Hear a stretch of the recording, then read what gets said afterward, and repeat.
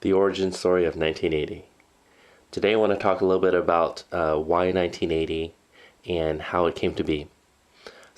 My partner and I were thinking about what to name this consulting firm, this company that I wanted to create.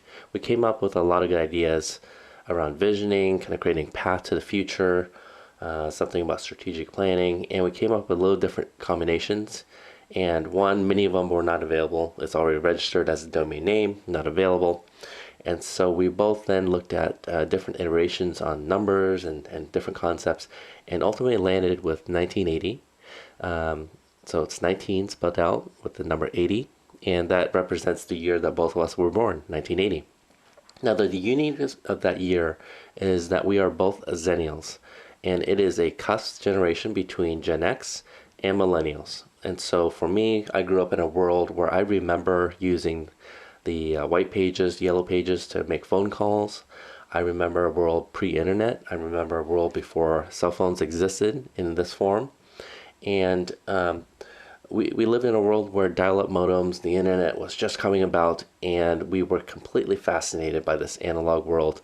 Yet as we were growing up, entering our college years and our grad school years, I remember hearing about this thing called the Facebook coming in grad school. And we really adopted technology, social media in our prime. Now, the difference between us and Gen Xers is that we adopted and fully embraced the technology because that was during our prime. But counter to millennials, we also grew up in a world that was analog. We grew up in a world where relationships, picking up the phone and having phone calls was important. And so we know both worlds. We straddle both worlds. 1980 exists as a bridge to help us go from the past, a world that was analog and pre-internet, into the future, this unknown future. And the future isn't about us spending all of our time face down in front of the phone and in social media, but finding a way to coexist and collaborate with technology.